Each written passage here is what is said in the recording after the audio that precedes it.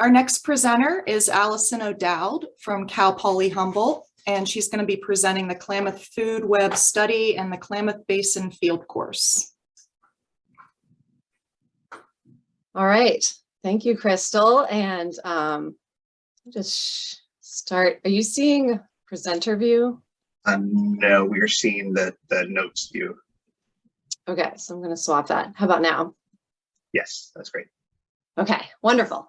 Okay, thank you, Randy, and others for having me be a part of this meeting today. This talk is going to be a little bit different than the others in that I am not going to be presenting a bunch of data, but I'll basically be talking about a new study that we're just getting started to kind of get the word out about it, and a field course that I'm co-teaching this July in the Klamath Basin. And if there's time, I'll talk about a place-based learning community that we have at Cal Poly Humboldt that is focused around the Klamath as well. So my name's Alison O'Dowd. I'm in the Department of Environmental Science and Management at Cal Poly Humboldt, which is located on unceded land of the Wiyot tribe. You may notice we have a new name. This is formerly known as Humboldt State University. So that's something that just recently happened in January, and we are now California's third polytechnic university. So exciting stuff is happening on our campus. I also want to acknowledge my collaborators in the project that I'm going to talk, the first project I'm going to talk about, Rob Lusardi from UC Davis and others, and Taz Soto and the fisheries folks with the Karuk Tribe, and as well as matching funds were provided from RES, which is Resource Environmental Solutions, that many of you are familiar with, is one of the main contractors to work on restoration and monitoring following dam removal. Funding for this first project that I'll mention was recently approved by the Wildlife Conservation Board, which the funding is part of the Stream Flow Enhancement Program. So just almost 2.5 years ago, many of you may be familiar with this, there was a meeting that happened in February 2020 in Medford, Oregon, where folks came around from around the basin. There were about 60 natural resource professionals from over 20 different entities, from tribes, agencies, universities, and organizations. It obviously wasn't fully representative of all the folks working on the Klamath, just a small sampling of entities and individuals that wanted to start thinking about how can we coordinate and what are some of the important questions related to Klamath dam removal. So that goal was looking at how can we move forward with monitoring and research related to dam removal on the Klamath. So the reason I mentioned this meeting is because it was really the inception of the first sort of generating the ideas for this first project that I'm going to talk about. And part of that came from listening to the lessons learned from the Elwha dam removal studies. That was really enlightening. This graphic on the left is just the cover page of the report that came out that summarized all the different things that we talked about in that meeting. So a lot of you may be familiar with these studies from the Elwha, but I think they're a great learning point that we can think about as dam removal on the Klamath is on the horizon. Some of the studies that have been done have been related to sediment. This image here is showing a sediment budget of the Elwha River. This is Richter et al. 2018, kind of put out some of the initial findings in terms of where the sediment was going that had been trapped behind the reservoirs or behind the dams and the reservoirs. And so they estimated around 30 million tons of sediment were in the reservoirs. And you can see that about 18 million tons of that within the first few years following dam removal had moved out to the nearshore environment or out into the marine area. Another study kind of mapped that movement and deposition. So you can see here sort of a time sequence starting in 2011 all the way through 2017, the development of this really cool estuary and river mouth that had really been lost because of the dams being in place. And so kind of thinking about that evolution, obviously we have a very different scenario on the Klamath, which I'll talk about in a second. Some of the ecology studies that were shared were related to fisheries. So they found on the Elwha that within just the first few years, they had 9 anadromous species that moved back into areas upstream of the dams.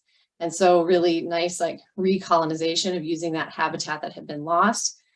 And the one area that I was super interested in was the studies that were looking at invertebrates as fish food.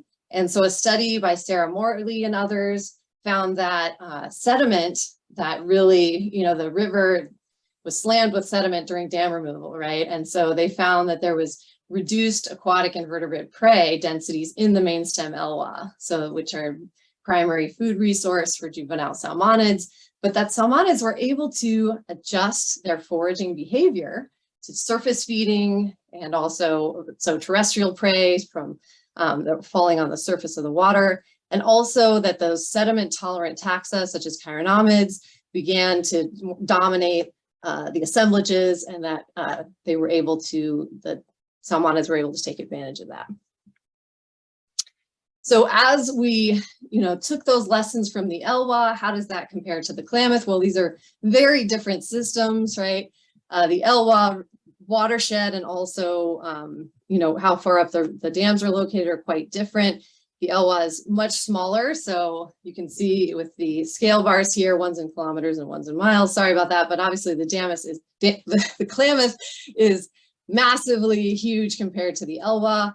The lowest dam on the Klamath, Iron Gate Dam, is located about 192 miles upriver from the Pacific Ocean, whereas, and those are river miles, obviously, and whereas the lowest dam on the elwha was just a few miles from the Strait of Juan de Fuca. So very different context, especially when we're thinking about sediment. And great folks at USGS and others have done really cool work looking at predicting sediment and where it's going to move on the Klamath. So I'm excited to see those results as they come out following dam removal. Also, the number of dams is different. We have 4 dams that are slated for removal on the Klamath, and 2 dams came out on the elwha, and we'll still have Kino Dam and Link River Dam in place on the Klamath. So pretty different context. So something to think about when thinking about the research that was done on the elwha and how the types of studies that they did might apply or not apply in the Klamath. So that was day 1, was sort of talking about the elwha, and then day 2, we split up into focus groups just by topic. So you can see them listed here. So folks looking at geomorphology and hydrology, water quality, and lower trophic level ecology. That's distinguished from fisheries or wildlife and upland ecology. So I participated in that second group, thinking about invertebrates and fish food. And that's really the primary area of my research. So that brings us to this study that we are just embarking on, where we are going to look at food web dynamics downstream of Iron Gate Dam. So we'll be looking at food resources. So what are the fish eating, what's available, what's going on in terms of those food web dynamics. And we'll look at those at several sites downstream from Iron Gate Dam before, during, and after dam removal. So it's a 5-year study, so we can kind of look at that trajectory over time. So the idea is to develop that baseline food web prior to dam removal, and then be able to compare that during the year when we have those high sediment loads, or maybe it's more than a year, we'll see, and then following dam removal. So here's the study reach that we're looking at.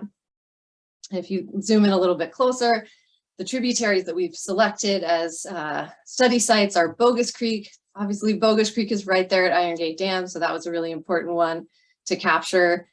Beaver Creek, which is a little further down, and then Grider Creek. So we will have sites and sampling areas on the tributaries, and then an associated main stem site for each. We're doing several different types of sampling, but we'll be kind of targeting riffle and fast flowing habitat for collecting invertebrates. So here's a few photos of our sites. Bogus Creek, which is again the one furthest upstream, closest to Iron Gate Reservoir. You can see we're right upstream of the Fyke Trap on Bogus Creek near the fish hatchery. Beaver Creek, you can see a photo there, and Grider Creek. Now the mainstem sites, obviously it's a very different beast working in the mainstem, trying to collect drift of invertebrates and not have your net wash downstream. So it's a pretty exciting sampling experience on the mainstem. So we have sites right upstream of Bogus Creek, and then at Gottville River Access Point, which will be paired with Beaver Creek, and then Saratoga, there's a campground where there's some river access where they have some nice riffle habitat. So that will be paired with Brighter Creek. So what are we going to be doing? Cal Poly Humboldt, myself, and graduate and undergraduate students will be collecting invertebrates, benthic samples, and also drift samples. We'll do annual sampling, and that'll always happen in the spring, kind of late spring. Starting this year, we went out and did some sampling this spring, and that will go through 2026. So fingers crossed that the dams actually come out before that. It's looking good for 2024. So hopefully we'll be able to capture that before, during, after window. In terms of water quality, I mentioned RES. They'll be sharing, they have, as you may know, they're going to be putting out water quality monitoring, sort of continuous monitoring devices at several locations in the mainstem Klamath, and we will also be measuring things in the tributaries as well. So it'll be things like, there's a whole slew of things, but these are just the basic ones: dissolved oxygen, temperature, turbidity, pH, conductivity, a whole host of nutrients, microcystin, etc. So that will be really interesting to see how it might relate to the fish data and also the invertebrate data. The Karuk Tribe is going to be heading up the fish sampling. So they're using seining and also traps that are in place. So coordinating with agencies like CDFW and US Fish and Wildlife Service to use some of the individuals caught in those traps. And the two species that we'll be focusing on are Chinook salmon and steelhead trout, and looking for juvenile life stages in that spring time period. The Karuk Tribe technicians will be doing gastric lavage to get fish diet, and then also doing fin clips, and that's where UC Davis comes in. They're going to be doing stable isotope analysis to kind of get a sense of what are the fish eating, what are the main sources of food. Are they, invertebrates in tributaries or in the mainstem? Is that shifting with dam removal? Kind of what are the main constituents that reflect their food sources. So we'll see if that changes by site and over time. Here's some photos from this season's field work. I went out with two technicians from UC Davis, Misa Terrell and Brandy Goss. So here we are with some drift nets on Brighter Creek and on the mainstem Klamath, just downstream of Iron Gate Dam. You can see Iron Gate Dam in the background. So what are we expecting to find? Well, we think, from what other studies have found, we're thinking that the salmonids, when presented such a high turbidity environment in the mainstem, that they may have to shift their feeding location or behavior or what types of things that they're eating in order to deal with that high turbidity condition. And that so tributaries might provide refugia from those high sediment loads. So maybe expecting lower fish and invertebrate densities in the mainstem compared to tributaries, and also that shift in feeding. So we're wondering, are fish going to shift their feeding from the mainstem to tributaries and from aquatic invertebrate prey to more terrestrial and sediment tolerant prey like they found on the Elwha? So only time will tell. Okay, so that's the first one. That study, like I said, we just started this spring, and we'll be going through to 2026 or 2025. And so if folks want to connect and get involved or ask questions or give feedback, because we're so at the very, very beginning of this project, we would love to have other partners and contributors to this project. Now I'm going to shift gears. Randy asked me if I would just talk for a few minutes about a field course that Mason London and I are teaching next month. The course dates are July 9th through 22nd, and it's a 3-unit course. It's a Cal Poly Humboldt course, and it's offered through extended ed, which all the summer courses are. This picture of Mason was taken right just last weekend. There we are at Iron Gate Dam with a really awesome pteronarcid adult on his finger. So what are we going to do on this field course? We have 14 students signed up for the course. We're going to be hopping in 2 12-passenger vans and taking them all over the basin. So we're going to try and cover, the natural history, ecology, geology, hydrology, cultural history, importance of the Klamath, etc., as we travel throughout the basin. We're also going to really focus on restoration efforts, including dam removal.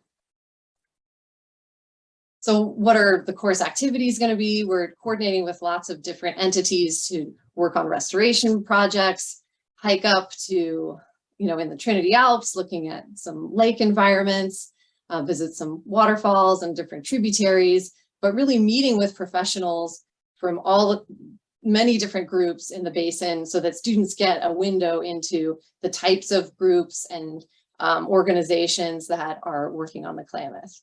So we'll raft a section of the mid-Klamath River. We'll conduct biological monitoring with some folks from CDFW. We'll visit the dams and the reservoirs, talk about that, and also visit the Salmon River and do some snorkeling. Here's our route. You can see we're really starting along the Trinity River and then making our way up to Mount Eddy, then through Etna, out to the dams, and then taking Highway 96 all along the Klamath River, then up and over Bald Hills to end at the mouth. So a rough sort of outline of what we're doing is, I kind of mentioned a lot of this stuff already, but we're starting on campus where we'll have folks like Justin Garwood and Michael Kaufman, who are really have a great deal of knowledge about the natural history and background to present to students as sort of an introductory step. Then we're meeting with individuals from the Karuk Tribe to talk about restoration efforts on the Trinity River and observe some fish handling. Then we will be hiking up to Deadfall Lakes on Mount Eddy to do some, participate in their amphibian monitoring program that they've been doing. So we'll be out there with some technicians. Then we will work with the Scott River Watershed Council, which Erica's talking next, and we'll visit some of their beaver dam analogs and talk about that. Then visit Iron Gate Dam, meet with Mark Branson from the KRRC, and possibly get a tour of Iron Gate Dam. We're still working that out, but we'll be camping along the reservoir, so they'll really get to see in July how icky they are. Then meeting up with Toss Soto from the Karuk Tribe to look at some off-channel pond restoration that they've done on Horse Creek. We'll do just a one-day rafting trip up the mid-Klamath, meet up with the Salmon River Restoration Council to do some snorkeling on the Salmon River and help with some restoration there. Meet with Frank Lake and others from the Mid-Klamath Watershed Council in the Somes Bar, Orleans area to talk about traditional burning, and then end at the mouth of the Klamath and meet up with some Yurok tribal fisheries technicians to head up to Blue Creek. So you can see it's a total whirlwind. Obviously, we can't include every topic, every organization, so it's really just going to be a sampling. But I guess Randy wanted me to share with you kind of the overall arc of this, this course and what we're hoping to do with it.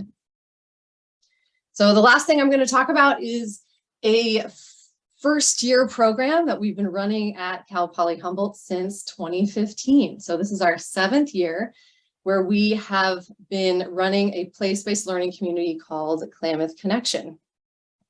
What is a place-based learning community, you might be asking yourself? What we do is we take all the first year students in particular majors and they take similar courses, and it's all around an interdisciplinary theme rooted in place. So the place that we have for the Klamath Connection place-based learning community is the Klamath. The majors that are involved in this place-based learning community are engineering, environmental science and management, fisheries biology, forestry and wildland resources, and wildlife. And so this year, that's going to be over 200 students participating in the program. So it consists of many different components. The first is a summer immersion where they come the week before classes start and actually start doing science right away, visit the river, learn about the Klamath River, start to learn about the place. They all take a course called Science 100, which is kind of an introduction to their major, but it also weaves through those same concepts and themes around the Klamath. I mentioned before, students will take block scheduling, so they're in a lot of the same classes. Many of them live in the same dorms on campus, and they all have individualized like peer mentorship throughout the year from upperclassmen, typically who are in their same major.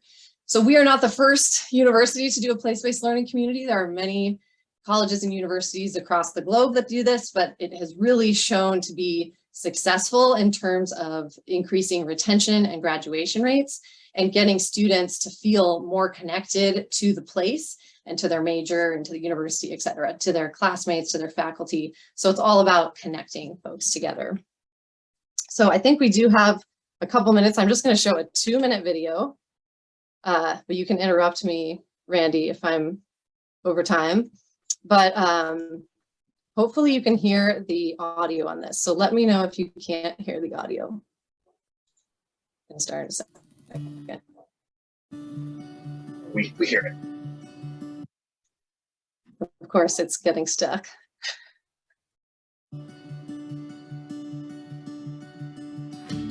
First movement, I was extremely nervous. I was scared that I wasn't going to make any friends because I was moving really far from home. When I went to Klamath Connection, it made you feel like family, and it was really nice. My nerves were like really calmed after meeting everybody. We were all able to play games and run around and just be silly, which really helped us like get the nerves out. My favorite part was visiting all the different areas around Humboldt. Up the 101 and through the trees and over all the lagoons and different rivers, and it was awesome. So beautiful and such a great place to live. And that's what kind of drew me to Humboldt, was just to be in an area where it would really impact my studies and enhance them. A lot of it was centered around the Klamath River, and so we ended up taking water samples, and we were checking the algal levels in both the Orleans portion of the Klamath River and then the Turwer portion of the Klamath River. I loved it. I was surprised how first day after move-in, we started sampling and we started getting ready to do these experiments. And it was really interesting to see kind of what a real field biologist would do. A lot of us have come together from different backgrounds. This is more like a community or a family, if you will. It really makes it nice to know that you're not doing this on your own, that you have a whole bunch of brothers and sisters here doing it with you. A friend called me and wanted to do the program. I'd definitely tell them to do it. It's definitely worth it. If they heard about Klamath Connection and were planning on coming here, I'd say do it. I'd say go for it. It's one of the main reasons I came here. You feel at home. Humboldt feels like home.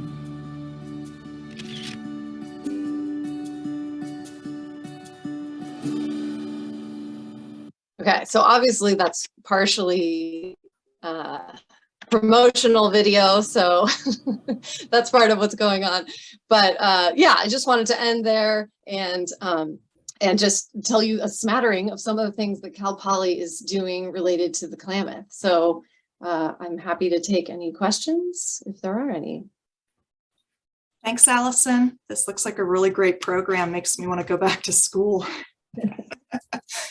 Okay, so we do have a couple questions. Our first is from Bill Tenniswood. He's wondering, how about looking at diets of half-pounders and adult summer or fall steelhead?